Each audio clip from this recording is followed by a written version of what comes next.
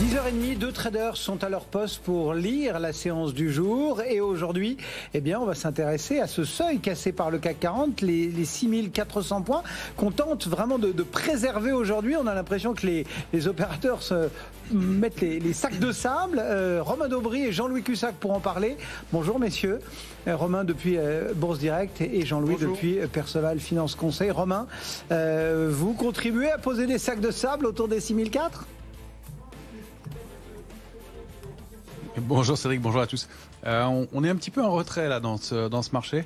Il faut dire qu'on a atteint des cibles majeures, des cibles qu'on avait évoquées ensemble depuis quelques temps, la zone 6443, 6480 points.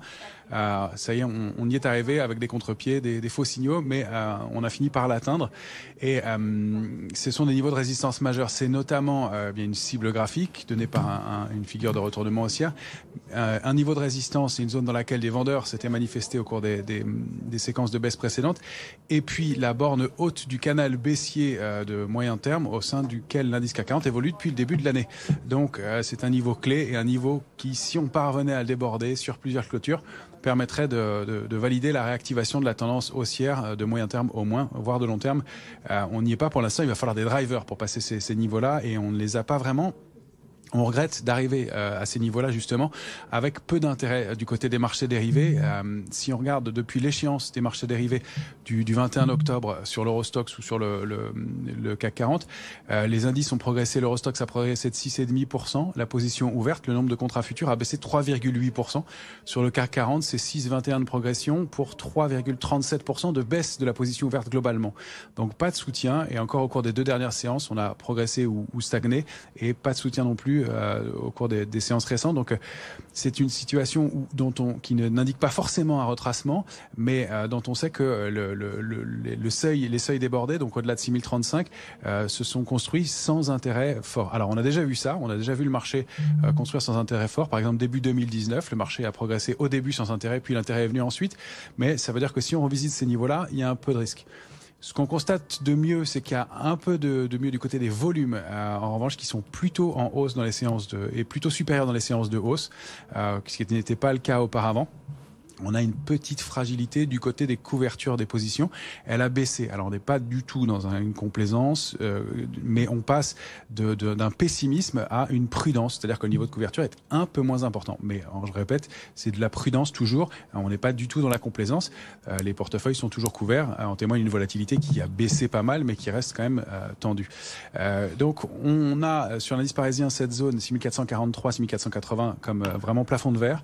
On est, à mon sens, dans un grand trading range qui est 6191, 6443. Tant qu'on est à l'intérieur, c'est une consolidation normale et légitime qui se met en place. Des niveaux intermédiaires, c'est 6388. On évolue autour depuis ce matin. Ensuite, c'est 6344.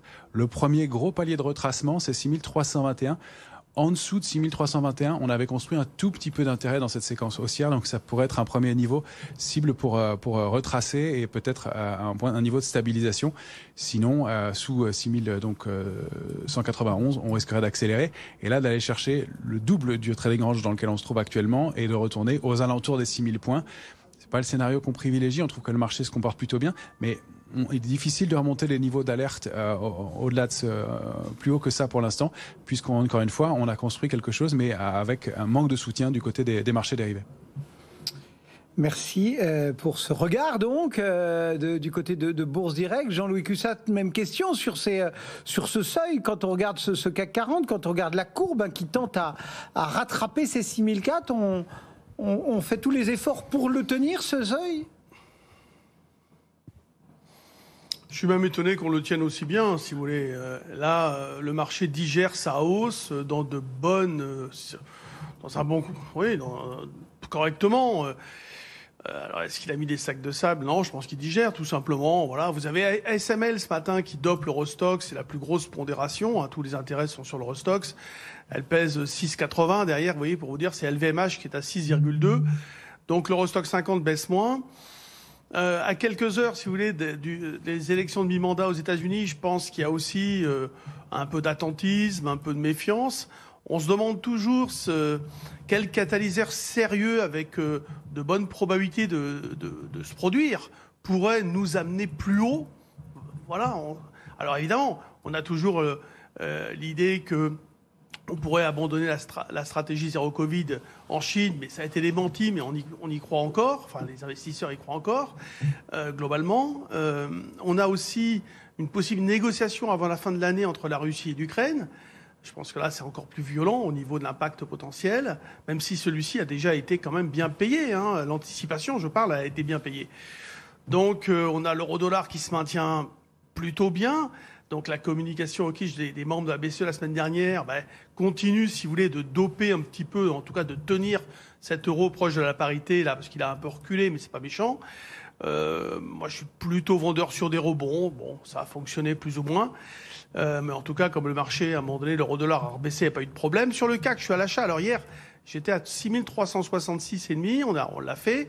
J'ai recommencé ce matin en première intention à 8 heures. J'attendais de voir ce qui allait se passer. Et puis, on a stabilisé à 80. Voilà. Donc, on a payé un petit peu 80, mais pas autant qu'on aurait payé à 66. Et puis, voilà, c'est rebondi. On a rebondi à 6407 à l'instant T. Je suis placé à 14 pour alléger. Vous voyez, donc là, je vous donne vraiment des niveaux sur lesquels je suis positionné. Je ne suis pas pressé.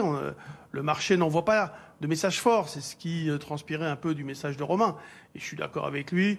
Les niveaux de dégradation sont éloignés. Un retracement, vous savez, de 150, 200 points, c'est toujours possible, sans remettre en cause une tendance de fond. Donc après cette accélération très importante, on ne peut pas remonter les niveaux de retournement, les reverse tout près. C'est pas possible. Après, il faut jouer des signaux intraday, mais ça, c'est encore une autre histoire. On est à 400 millions d'échangés, c'est faible. Donc l'attentisme, voilà, c'est ça aussi. Ouais. Et puis on a une volatilité implicite à 19. Donc là, elle est sur un plus bas depuis un certain temps. Ce qui fait qu'en effet, il y a un dégonflement, mais c'est parce que voilà, il ne se passe pas grand-chose et le marché a beaucoup progressé. Merci beaucoup à tous les deux. Donc Jean-Louis Cussac, Perceval Finance Conseil, Romain Dobré depuis Bourse Direct. Romain, vous suivez la séance pour nous hein, et on vous retrouve tout à l'heure à 11h30 pour regarder un petit peu ce qu'il en sera. Peut-être déjà ou encore de ce seuil des 6400 points. Le CAC en tout cas limite les dégâts. Moins 0,21%, 6403 points.